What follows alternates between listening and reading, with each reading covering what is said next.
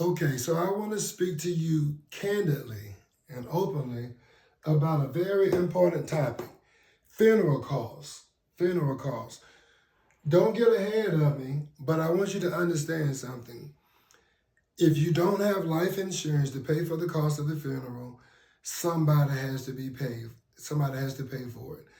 It has to be paid before you go in the ground. Some funeral homes will hold you out of the ground and won't even bury you at all. You think once they got the body and you make an agreement, that's not it. Funeral homes, they want their money. They're really greedy people and they're in it for the money. You are caught up into your emotions, but they're interested in making money. Let me show you something real quick. How quick it can add up. How quick your funeral costs can add up. Okay, the funeral service alone, $1,500 up to $5,000.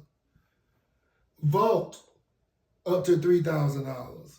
The cemetery plot, $2,000 up to $20,000 if you want to go big. So people who you see in these mausoleums and things like this, very wealthy people, this is the type of money they're paying, and not just $20,000 up to over $100,000, mind you.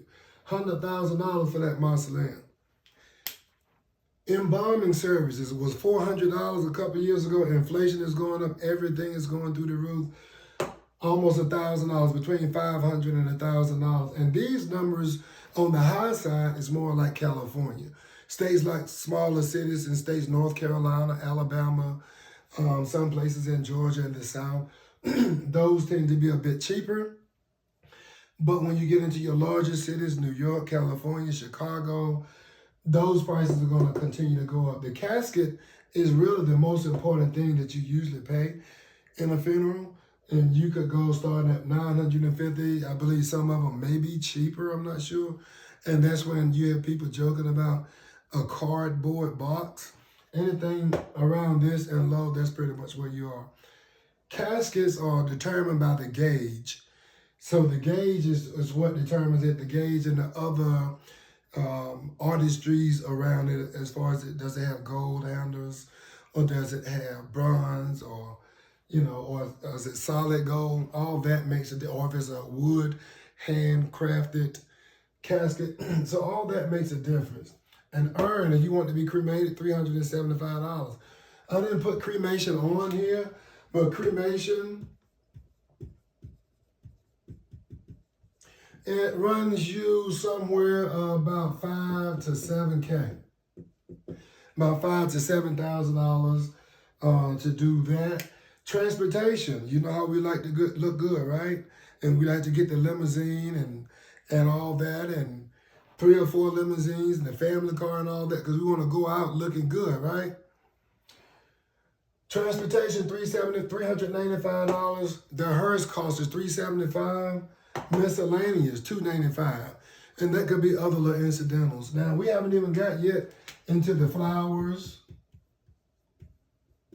which could cost, on average, if you want to do live flowers, it's going to cost you somewhere probably around $1,500 to $2,000, okay, for flowers. I know.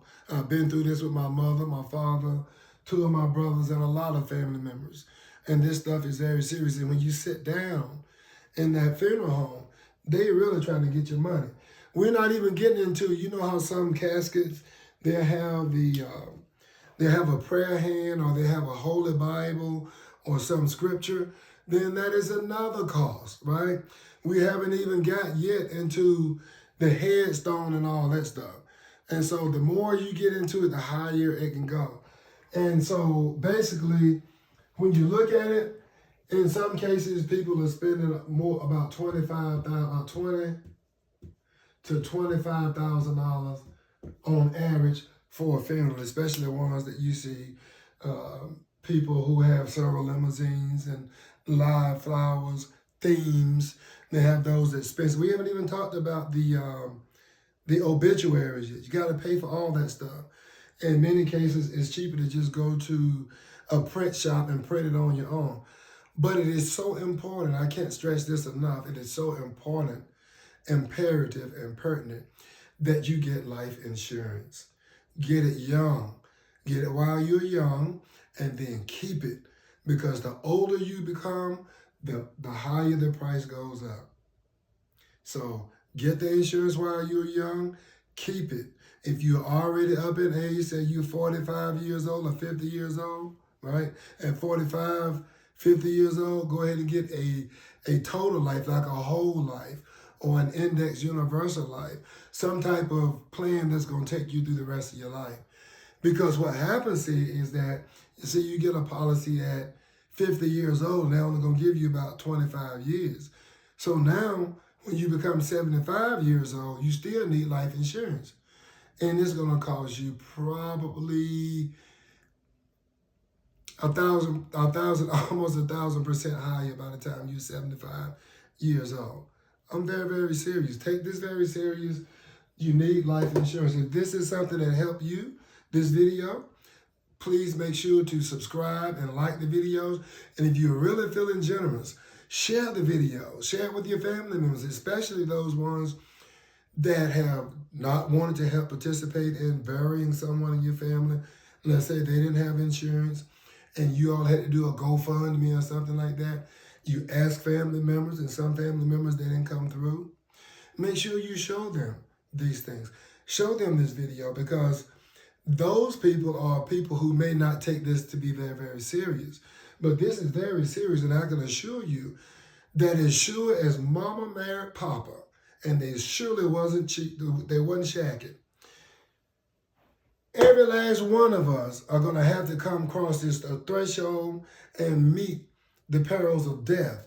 And when we come, we want to make sure that we have our shift in order, and we want to make sure that we leave our family in good shape.